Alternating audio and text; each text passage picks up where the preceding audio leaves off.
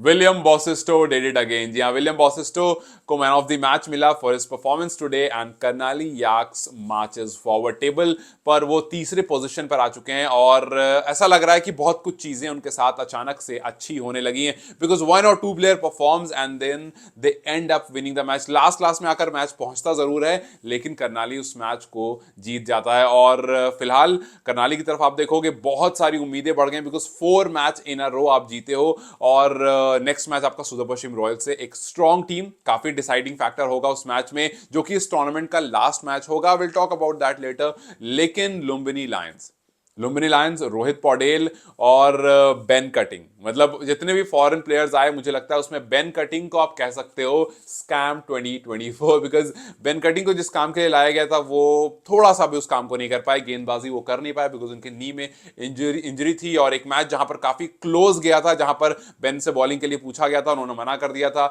जहां पर ये चीज हमें समझ में आई कि शायद वो शुरुआत थी और कप्तान को उनके सिचुएशन और कंडीशन के बारे में पता नहीं था और वो मैच भी लुम्बिनी हार गया था। सो यस, वहां से टिल टुडे आज भी एक बार उनको मौका मिला कि भैया आइए मैच फिनिश कीजिए, बट आज भी वो आउट होकर चले गए। हालांकि कैच बहुत अच्छा था बाउंड्री लाइन पर, बट स्टिल वो जिस काम के लिए उनको लाया गया था, सारे out of every foreign player I think he is that one scam 2024। और शायद आगे बढ़ने से पहले लुम्बिनी लायंस जो होगा वो एक बार अच्छे से एनालाइज करेगा कि जी कहां गलती हुई और कहां चेंजेस लाने थे। जिस तरह से आज डेब्यूटेंट तिलक आए और आते ही उन्होंने एक क्रूशल स्टार्ट दिया, अच्छी विकेट्स ली। सो ये सब चीजें जो होगी वो लर्निंग पॉइंट्स होगी, जो एक बार फिर से रोहित पौडेल को हम अक्सर वो लर्निंग वाला टैग देते हैं। सो यस, एक बार फिर से आप उसी पोजीशन पर हो कि आपकी टीम जो है वो सबसे पहले बाहर निकल चुकी थी, आप एक हाई नोट पर खत्म कर सकते थे। आज आपको स्टार्ट भी अच्छी मिली। अगर आप दोनों टीम के कंपैरिजन देखेंगे जिसके बारे में मैं बात करूंगा तो वहां पर भी आपको दिखेगा कि लुम्बिनी को सब कुछ अच्छा रहा, लुम्बिनी का पावर प्ले अच्छा रहा, लुम्बिनी के शुरू के 10 ओवर अच्छे रहे,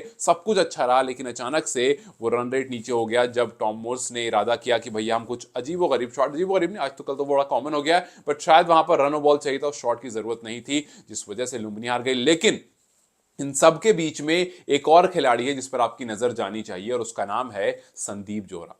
संदीप जोरा की बात मैं इसलिए कर रहा हूं बिकॉज 3 टाइम ऐसा हो गया जब संदीप के पास मौका था कि वो मैच फिनिश कर सकते थे, उनको वो स्टार्ट भी मिला, लेकिन संदीप उस काम को अंजाम नहीं दे पाए। संदीप 26, 24, 16 ये कुछ उनके रन्स रहे हैं और उनको रखा गया था कि भैया आप आओ थोड़ा रन्स करो और फिर उसके बाद मैच फिनिश करो, बट वो वाला रोल जो मैच फिनिश करने वाला रोल है वो नहीं कर पाए। रन्स उनको मिले, रन्स उन्होंने हाईएस्ट 26 भले उनका रहा, बट 24, 26 और 14, 16 इस तरह के रन्स उन्होंने किए, बट किसी भी मैच में वो उस तरह से मैच को फिनिश नहीं कर पाए जो हम उनसे उम्मीद लगाकर बैठे थे कि यार संदीप आएंगे लास्ट में और मैच जो है वो फिनिश करके जाएंगे because he has got that ability. So yes, एक फेलियर कहीं ना कहीं लुम्बिनी का वो भी रहा। सो अगर आप लुम्बिनी की तरफ देखोगे आपको ऑब्वियसली बहुत सारे फेलियर दिखेंगे, कुछ पॉजिटिव्स भी दिखेगा, जैसे रोहित पौडेल, प्रिटी ऑब्वियस कि वो कप्तान है और 270 प्लस रन उन्होंने किए, उन्होंने 8 विकेट इस टूर्नामेंट मिली। सो यस, विकेट्स में, रन्स में, ओवरऑल भी आप देखोगे तो सबको लग रहा था कि भाई ओमोडा जो है वो यही लेकर जा रहे हैं, गाड़ी जो है वो इनके ही हाथ आने वाली है।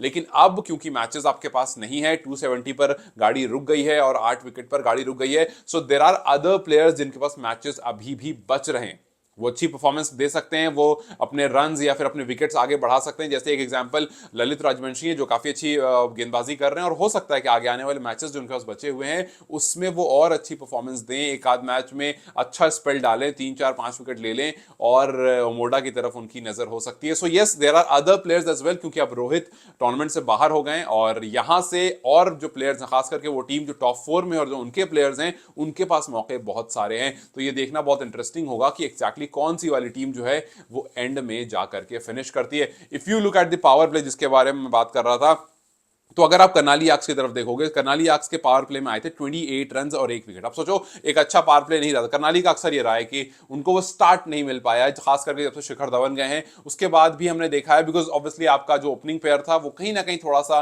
हिला और उसके बाद आपको वो स्टार्ट नहीं मिला। पहले भी ऐसा नहीं था कि बहुत जबरदस्त स्टार्ट मिल रहा था, लेकिन फिर भी कहीं ना कहीं मैनेजेबल था, बट वो स्टार्ट नहीं मिल पा रहा उनको। और देव कनल एक बार फिर से हमें परेशान दिखे और वो स्कोर करते हुए नहीं दिखे। सर, जो मौका देव कनल के पास यहां पर था वो उसको यूटिलाइज नहीं कर पाए। जिस तरह से कल वाली वीडियो हमने बात किया था कि बहुत सारे ऐसे प्लेयर्स हैं जो अपने मौके को गवा चुके हैं, बहुत सारे ऐसे प्लेयर्स हैं जो नेशनल टीम में थे, हो सकता है उनकी जगह शायद कोई और रिप्लेस कर ले, और कुछ ऐसे प्लेयर जिनको लोग अक्सर डिमांड करते थे भाई देव कनल को लेकर आओ, देव कनल को लेकर आओ, काफी बार लोगों ने कहा, लेकिन इस टूर्नामेंट में जहां पर देव का मौका था कि भाई टीयू में आप खेल रहे थे, यहां पर आप रन कर सकते थे, बट आपने कुछ ऐसा नहीं किया। और अगर देव के बारे में शायद कुछ भी किसी को याद रहेगा तो उनका वो गुस्सा जो अंपायर के सामने आया था, सो ये एक अच्छी इमेज नहीं छोड़कर जाता है आपको आगे मैचेस में मौका मिलने के लिए। सो वी होप कि आगे जब भी मौका मिले या आगे आने वाले टूर्नामेंट में वो और पॉजिटिव निकल कर आए। सो यस, पावर प्ले में सिर्फ और सिर्फ 28 रन, शुरू के 10 ओवर में 50 रन, 10.4 ओवर में 50 रन, विच इज 64 बॉल्स में 50 आए थे, और फिर 20 ने आप 128 पर खत्म किया। वहीं अगर आप देखोगे लुम्बिनी की तरफ,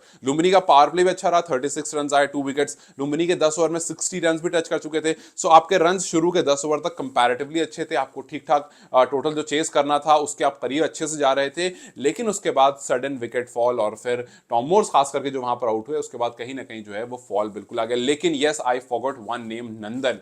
नंदन इज दैट वन गाय जिसको आप बहुत जल्दी टीम में देख सकते हो। किशोर माधव, नंदन, बहुत सारे ऐसे प्लेयर हैं, लेकिन नंदन आज लास्ट ओवर जब डालने आए, क्या यार उनकी लाइन एंड लेंथ थी। ही मेड श्योर कि एक भी ऐसी बॉल नहीं दूंगा जहां पर थोड़ी सी भी विड्थ मिल सके, थोड़ी सी भी लेंथ मिल सके, और हल्का सा भी बैट्समैन जो है वो बॉल के अंडर जा सके। अंडर जाएगा तो हिट करेगा। उन्होंने कहा नहीं भैया नहीं, मुझे कुछ करना ही नहीं, मुझे सिर्फ बीट करनी है और मुझे सिर्फ वो वाली लेंथ पकड़ कर रखनी। एक लेंथ उन्होंने पकड़ी, उसी पर उन्होंने बॉल डालने की कोशिश की, वहीं पर बॉल डालते रहे। हालांकि I guess Tilak was on the other side, he tried कि थोड़ा शफल करें, थोड़ा मूव करें, बट वहां पर कुछ खास नहीं हो पाया। So yes, Nandan is that one guy जिन पर नजर होगी कप्तान की, क्योंकि वो बहुत अच्छी गेंदबाजी कर रहे हैं पूरे टूर्नामेंट में। So Nandan obviously is that one guy जो अगर वो जाना प्रेफर नहीं करते हैं, बिकॉज एक ये भी बीच में आया था कि if Nandan wills to stage in Nepal, अगर वो नेपाल में रुकते हैं, जो कि वहां नेपाल में प्रैक्टिस करते हैं नहीं, अगर वो नेपाल में रुकते हैं तो नेशनल साइड उनकी तरफ जरूर देख सकती है। If you look at the score card, then Babar Hayat जो बहुत टाइम से नहीं चल रहे थे, लगा कि आज थोड़े रन कर रहे हैं, बट 20 रन पर उनका विकेट गिर गया। और जैसे देव कनल के बारे में मैंने बात की कि वो स्टार्ट जो हमेशा से करनाली को चाहिए वो नहीं मिल पाया। अगर सुधा पश्चिम रॉयल्स के सामने भी कुछ ऐसा रहा तो प्रॉब्लम आ सकती है, because Sudha Paschim strong team है। आप फिलहाल थर्ड नंबर पर जरूर हो, लेकिन आपका सिर्फ एक मैच है, सुधा पश्चिम का 2 मैच है, एक पोखरा से और एक आपसे। सो सुधा पश्चिम का जो 8 पॉइंट है, आपके पास भी 8 पॉइंट है, और उस 2 में से एक भी वो जीतते हैं तो 10 हो जाएगा। सो यस, वो कोशिश करेंगे कि भैया वो दोनों जीतें और वो जो है वो टॉप 2 में रहें, सो दैट अच्छी बात है, आपको 2 मौके मिलेंगे। बट यहां पर Karnali is that one team जो लास्ट में जाकर के अपने पास मैच जो है वो खींच ले रही है। कुछ अच्छे गेंदबाज उनके पास हैं, जिस वजह से कमाल हो जा रहा है। सो ये देखना बहुत क्रूशियल होगा कि आगे किस तरह से आप बढ़ते हो। चैडविक पॉल्टन जो कि लगातार काम कर रहे हैं, आज कुछ खास नहीं कर पाए, आज भंडारी की बॉल पर वो आउट हो गए। जैसा हमने कहा कि Tilak Bhandari has been doing good, आज खास करके आज वाले मैच में, बिकॉज इससे पहले उनको मौके मिले नहीं थे। और रोहित इस बारे में जरूर सोचेंगे कि यार आगे आने वाले मैचेस में हम आगे से मतलब है नेक्स्ट टूर्नामेंट में, या फिर जब तिलक जब यहां पर खेल रहे होंगे उन पर नजर रखनी होगी, because he is that one guy who is very crucial. और फिर ऑब्वियसली गुलशन जहां नहीं चले तो विलियम बसिस्टो चल गए और उन्होंने थोड़े बहुत रन कर दिए, जिस वजह से एक इतना टोटल बोर्ड पर आ गया जहां पर आप जो है ऐसी पिचेस पर उसको डिफेंड करने का सोच सकते थे। और एक बार फिर से जिस टीम ने पहले बैटिंग की उस टीम को विन रजिस्टर हो गई। So 128 not a lot, but yes enough to सामने वाली टीम को परेशान करने के लिए। एंड देन बाकी काम आपके नंदन यादव ने कर दिया, बिकॉज नंदन ने जिस तरह की गेंदबाजी की है, अब देखो 4 ओवर में 24 रन सोमपाल ने दिए, 4 में 26 नंदन ने दिए, लेकिन लास्ट ओवर में नंदन ने आकर के जो रन दिए वो काफी क्रूशल था। आई नो कि सोमपाल के बारे में लोग बात करेंगे, but Sompal is a captain of the side और Sompal is already well known. So Nandan is not that guy. Nandan को जानना, समझना और उनको मौका देना ज्यादा जरूरी है। सो यस, नंदन और बिपिन ये दो नाम जो करनाली की तरफ से हैं, मुझे लगता है इनको मौके आगे भी मिलेंगे। खैर, करनाली याक्स मार्चेस फॉरवर्ड, और फिलहाल अगर आप टेबल की तरफ देखते हो तो आपको दिखता है कि भाई सबसे ऊपर जनकपुर बोल्स है, फिर सुधा पश्चिम का 8 पॉइंट है, करनाली याक्स के पास भी 8 पॉइंट है। बट करनाली के 6 मैचेस हो चुके हैं और सुधा पश्चिम के 5 मैच हुए हैं। 2 मैच रह रहे हैं सुधा पश्चिम के, जैसा मैंने बताया कि पोखरा और करनाली से वो मैच हैं। अब देखना है कि पोखरा वाला मैच का रिजल्ट क्या होता है, बिकॉज उसके बाद फिर आप करनाली वाले मैच की तरफ देखोगे। अगर पोखरा वाला मैच वो जीत जाते हैं तो ऑब्वियसली 10 पॉइंट पर पहुंच जाएंगे। पोखरा के लिए प्रॉब्लम्स जो है वो हो जाएगी। और फिर चितवन राइनोज का जो है वो 4th प्लेस है। चितवन राइनोज की जो नेक्स्ट मैच है वो है जनकपुर बोल से। वो भी इंपॉर्टेंट है, बिकॉज जनकपुर भी चाहेगा कि भाई जीत करके ऊपर बने रहे, और चितवन चाहेगा कि भाई जीत करके जो 8 पॉइंट्स उनके पास 6 पॉइंट उनके पास हैं उसको वो 8 करें और फिर आगे बढ़ सकें। सो चलो देखते हैं टॉप 4 में कौन कौन फिनिश होता है। बट यस, आज एक बार फिर last ball finish, last over में मैच, लास्ट ओवर तक, लास्ट बॉल तक पहुंचा, और फिर उसके बाद जनकपुर आपको करनाली याक्स को इस मैच का 2 पॉइंट मिल गया। खैर, लेट्स सी कि आगे किस तरह से रोहित पौडेल अपनी इस टीम को दोबारा रीअरेंज करते हैं।